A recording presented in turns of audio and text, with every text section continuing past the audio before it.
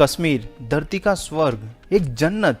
लेकिन ऐसा क्या है कि लोग 2 बार सोचते हैं यहाँ आने से पहले। इस वीडियो में हम कश्मीर के कुछ मोस्ट पॉपुलर प्लेसेस को विजिट करेंगे, ट्रांसपोर्टेशन, होटल्स, फूड्स के एक्सपेंसेस के बारे में भी डिस्कस करेंगे और कुछ स्कैम्स के बारे में भी बात करेंगे। एक गारंटी मैं आपको जरूर दूंगा, अगर आप ये वीडियो कंप्लीट देख लोगे तो आप अपनी कश्मीर की ट्रिप बहुत ही बेहतर तरीके से प्लान कर पाओगे।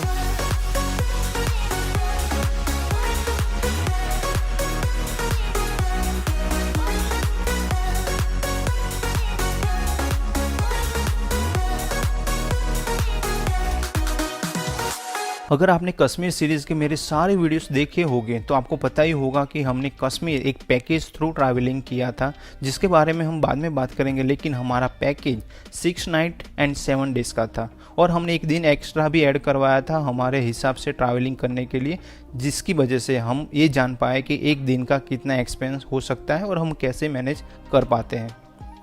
तो चलिए इस खूबसूरत जर्नी की शुरुआत करते हैं।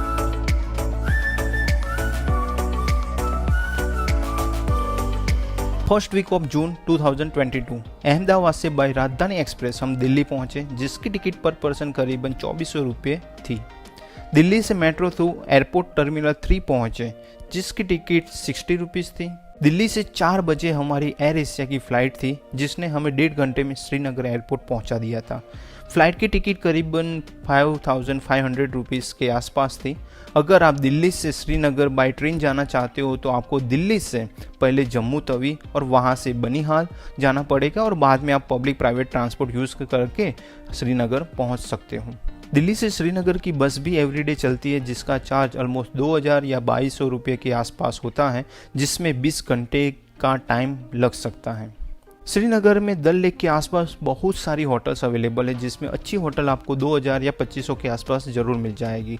लेकिन अगर आप JKTDC through online hotel booking करवाओगे तो उसमें आपको 1800 रुपये से प्राइस रेंज स्टार्ट होती है, जिसकी लिंक मैंने वीडियो के डिस्क्रिप्शन में दे दी है। मेरा सुझाव है कि अगर आप 1-2 महीने पहले कश्मीर ट्रिप प्लान कर रहे हो तो JKTDC सबसे बेस्ट ऑप्शन है, क्योंकि उसकी प्राइस हर सीज़न में सेम ही रहती है। 4 जून शाम के टाइम पे हम श्रीनगर पहुंच चुके थे। डल लेक के घाट नंबर 6 के सामने हमारी होटल सनशाइन, जो हमारे पैकेज के अकॉर्डिंग अच्छी नहीं थी, हमें रूम की क्वालिटी बिल्कुल पसंद नहीं आई। बाद में डिनर के लिए हमें दूसरी होटल जाना पड़ता था, जो बहुत ही बड़ा सदमा था हमारे लिए। लेकिन ये तो होना ही था, हमने अजय मोदी का जो पैकेज बुक करवाया था वहाँ पर भी थोड़े बहुत प्रॉब्लम हुए, लेकिन वो सब मैं यहाँ बात नहीं करना चाहता, क्योंकि इतनी खूबसूरत जगह पर हम अच्छी बात करते हुए कश्मीर की कश्मीरियत को एंजॉय करेंगे। नेक्स्ट डे 5 जून को हम ब्रेकफास्ट करने के बाद गुलमर्ग जाने के लिए निकल चुके थे। कैब का अरेंजमेंट हमारे पैकेज थ्रू ही था, ऐसे भी फैमिली के साथ ट्रैवल कर रहे थे और ज़्यादा स्ट्रगल ना करना पड़े, इसीलिए हमने पैकेज बुक करवाया था। श्रीनगर से गुलमर्ग का डिस्टेंस करीबन 50 किलोमीटर है, जिसमें 1.5 घंटे जितना टाइम लग सकता है। गुलमर्ग जाते हुए रास्ते में टंगमर्ग से पहले 5 मिनट का हमने ब्रेक लिया फोटोग्राफी के लिए, और यहाँ से हमने कुछ बहुत ही खूबसूरत नज़ारे को एंजॉय किया। टंगमर्ग में आपको स्नो एक्टिविटी के इक्विपमेंट लेने के लिए फोर्स किया जाएगा, जैसे कि गन, शूज़, जैकेट एक्सेट्रा। लेकिन अगर आप समर में ट्रैवलिंग कर रहे हो तो मेरे हिसाब से उसकी कोई ज़रूरत नहीं। गुलमर्ग में टैक्सी स्टैंड पर आपको छोड़ा जाएगा, वहाँ से सिर्फ 10 से 15 मिनट का वॉकिंग डिस्टेंस है गोंडोला के लिए। अगर आप हॉर्स राइड थ्रू फेस 1 जाना चाहते हो तो आपको बहुत सारी बार्गेनिंग करनी पड़ेगी। आपको 2000 या 3000 भी कहेंगे, लेकिन आपको 500 रुपये के आसपास ही बार्गेनिंग करनी है। गुलमर्ग में गोंडोला राइड की टिकट बुक आपको एटलीस्ट 1 मंथ पहले ऑनलाइन करवा लेनी चाहिए, क्योंकि बाद में शायद ऐसा भी हो सकता है कि आपको टिकट ना भी मिले। गोंडोला टिकट बुकिंग लिंक मैंने वीडियो के डिस्क्रिप्शन में दे दी है। गोंडोला राइड के लिए बहुत ही भीड़ होती है, तो आपको जितना जल्दी हो सके यहाँ पहुँच जाना चाहिए। अगर आप सुबह 9 बजे से पहले यहाँ पहुँच जाते हो तो आप ज़्यादा एंजॉय कर पाओगे। गोंडोला राइड करते हुए हम फेस 1 पहुँच चुके थे, वहाँ हमने काफ़ी एंजॉय किया, बहुत सारी फोटोग्राफी भी की। हमारी फेस 2 की टिकट नहीं हुई थी, और वैसे भी हमारे पास छोटे बच्चे थे तो हम फेस 2 जा ही नहीं पाते। बाद में हम वापस गुलमर्ग आके यहाँ जो शिव टेम्पल है वो विजिट किया और शाम को वापस श्रीनगर पहुँच गए। नेक्स्ट डे 6 जून को ब्रेकफास्ट करने के बाद हम पहलगाम जाने के लिए निकल चुके थे। वैसे तो श्रीनगर से पहलगाम का डिस्टेंस करीबन 90 किलोमीटर है, जिसमें 2.5 से 3 घंटे जितना टाइम लग सकता है। रास्ते में हमने केसर और ड्राई फ्रूट्स की एक शॉप भी विजिट की, एप्पल फार्म भी विजिट किया और दोपहर तक पहलगाम में जो हमारी होटल थी गुड लक, वहाँ पहुँच चुके थे। वहाँ लंच किया, लेकिन यहाँ पर भी खाना खाने के लिए हमें दूसरी होटल जाना पड़ता था। सच में बहुत ही बेकार पैकेज था हमारा। और बाद में बाइसरन वैली जाने के लिए हम आगे बढ़े। बाइसरन वैली आप हॉर्स राइड करते हुए भी जा सकते हो या ट्रैकिंग करते हुए भी जा सकते हो। हमारे ग्रुप के मेंबर ने पोनी राइड की थी जिसकी प्राइस पर पर्सन 800 रुपीज़ थी, लेकिन वो बहुत ही ज़्यादा थी। आप जरूर नेगोशिएशन करना, 500 के रुपीज़ के आसपास आपको पोनी राइड ज़रूर मिल जाएगी। लेकिन मैं अकेला ट्रैकिंग करते हुए आगे बढ़ा और बहुत सारा एंजॉय करते हुए मिनी स्विट्ज़रलैंड मतलब बाइसरन वैली पहुंच चुका था, जिसमें मुझे करीबन 1 घंटे जितना टाइम लगा था। अगर आप हॉर्स राइड करके बाइसरन वैली आओगे तो आपको सिर्फ 1 घंटे जितना टाइम ही स्पेंड करने को मिलेगा, लेकिन आप ट्रैकिंग करके आओगे तो आप अनलिमिटेड टाइम स्पेंड कर सकते हो। तो आप जब पोनी राइड करो तो ये बात ज़रूर क्लैरिफाई कर लेना कि आपको बाइसरन वैली में कितना टाइम स्पेंड करने को मिलेगा।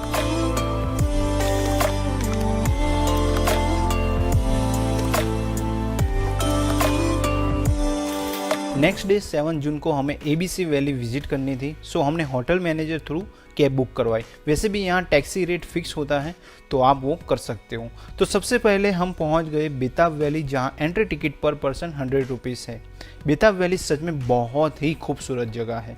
बेताब वैली पहले हाजन वैली या हागन वैली के नाम से जानी जाती थी, लेकिन जब सनी देओल और अमृता सिंह की मूवी बेताब के बाद लोग इसे बेताब वैली के नाम से जानने लगे। यहाँ करीबन 1 घंटे जितना टाइम स्पेंड करने के बाद हम आगे बढ़े चंदनवाड़ी की ओर। चंदनवाड़ी पवित्र अमरनाथ धाम यात्रा के लिए बेस कैम्प है और यहाँ से अमरनाथ केव का डिस्टेंस करीबन 32 किलोमीटर है। यहाँ पर एक ग्लेशियर है जो टूरिस्ट विजिट करने आते हैं। अगर आप इस जगह के बारे में और भी कुछ जानना चाहते हो तो मेरे कश्मीर सीरीज देख सकते हो। लास्ट में हमने विजिट किया आरू वैली। वैसे तो यहाँ बहुत सारे प्लेसेस है विजिट करने के लिए, लेकिन जिस टैक्सी में हम आए थे उसमें 1 घंटे का टाइम लिमिट था।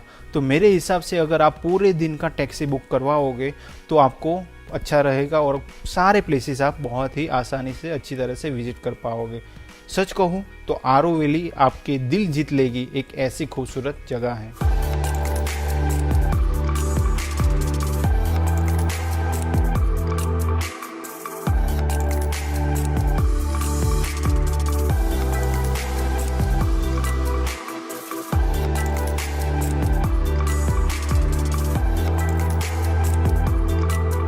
शाम को वापस होटल आने के बाद हम पहलगाम विलेज एक्सप्लोर करने निकले और ये हमारा सबसे अच्छा समय था जो हमने पहलगाम में बिताया था। नेक्स्ट डे 8 जून को हम पहलगाम से दोपहर को श्रीनगर पहुंचे।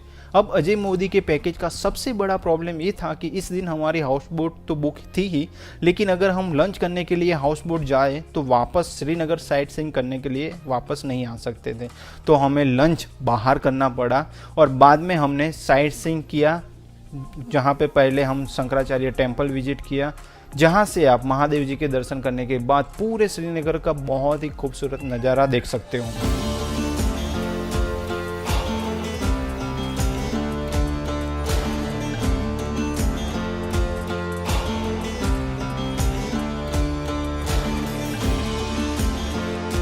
बाद में हम पहुंचे निषाद गार्डन विजिट करने, लेकिन उससे पहले हमने यहाँ पे जो शॉपिंग कॉम्प्लेक्स है वो विजिट किया, वहाँ थोड़ी शॉपिंग की और बाद में निषाद गार्डन विजिट किया, जिसकी एंट्री टिकट पर पर्सन 24 रुपीज़ थी।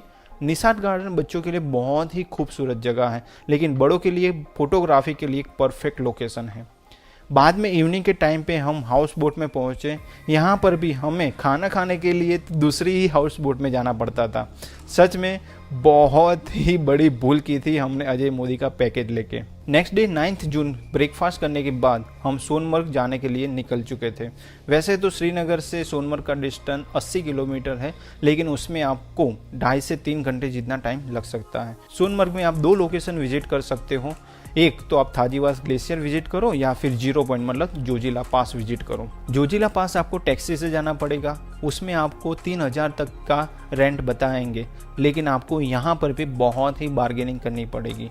यहाँ पर भी आपको फिक्स रेट गवर्नमेंट रेट के नाम से लूटा जाएगा। हमने सोनमर्ग में थाजीवास ग्लेशियर विजिट किया था। हमारे ग्रुप के मेंबर ने पोनी राइड की थी, जिसका हमने पर पर्सन 700 रुपीज़ पे किया था। मैं अकेला ट्रैकिंग करते हुए सिर्फ 1 घंटे में थाजीवास ग्लेशियर पहुँच चुका था। सोनमर्ग में अगर आपके पास समय हो और आप ट्रैकिंग करने के लिए कैपेबल हो तो आपको चलते हुए ही जाना चाहिए। आपके रास्ते में इतने सारे खूबसूरत नज़ारे आएंगे कि आप वही देख के खुश हो जाओगे। तो वहाँ पे ट्रैकिंग ज़रूर करना।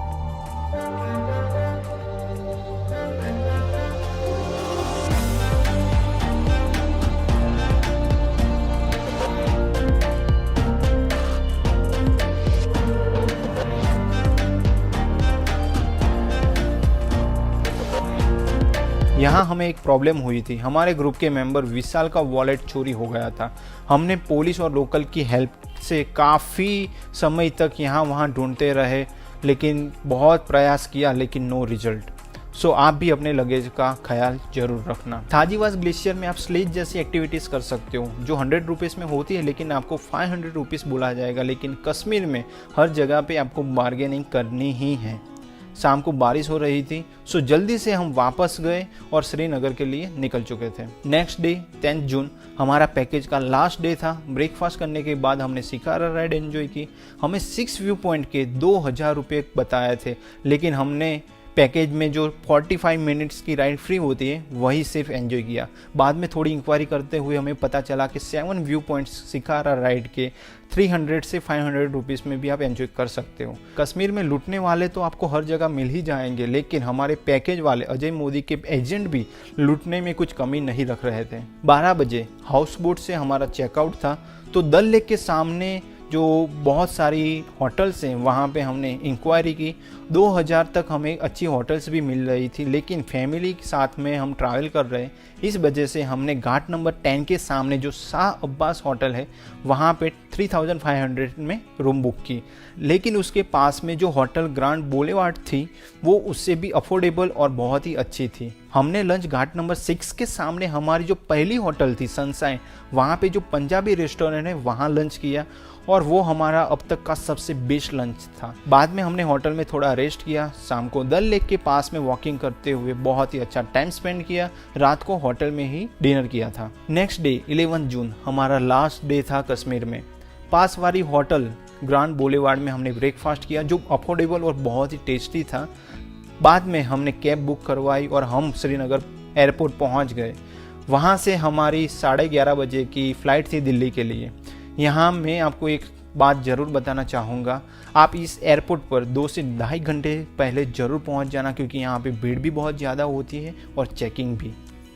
दिल्ली एयरपोर्ट टर्मिनल 2 पर जब हम पहुंचे तब हमारा लंच का टाइम हो चुका था, लेकिन वहां फूड कोर्ट की कोई फैसिलिटी हमें नहीं मिली। तो हम टर्मिनल 3 गए और वहां थोड़ा लंच किया, और बाद में 4 बजे के आसपास हम न्यू दिल्ली रेलवे स्टेशन पहुंच चुके थे। 6:30 बजे की हमारी ट्रेन थी अहमदाबाद के लिए। कश्मीर के सुहाने मौसम में इतना सारा टाइम स्पेंड करने के बाद दिल्ली में हमें बहुत ही गर्मी लग रही थी। तो मेरा सुझाव है कि अगर पॉसिबल हो आपके लिए तो आप डायरेक्टली श्रीनगर से अपने सिटी तक की डायरेक्ट फ्लाइट ही बुक करवा लेना। नेक्स्ट डे 12 जून मॉर्निंग के 9 बजे से पहले हम अहमदाबाद पहुंच चुके थे। इस खूबसूरत जर्नी का एंड करने का बिल्कुल ही मन नहीं कर रहा था, लेकिन क्या करें, जिसकी शुरुआत है उसका अंत भी है। आई होप आपको इस वीडियो में वो सारी जानकारी मिली होगी जिसकी मदद से आप अपनी कश्मीर ट्रिप को और भी बेहतर तरीके से प्लान कर पाओगे। अगर आपके पास और भी कुछ क्वेश्चन है तो वो आप मुझे कमेंट सेक्शन में बता सकते हो या फिर इंस्टाग्राम में पूछ सकते हो। तो चलिए मिलते हैं एक और नए वीडियो में एक और नई खूबसूरत जगह के साथ। तब तक अपना ख्याल रखिए and save nature, save water, take care, bye bye. Thank you.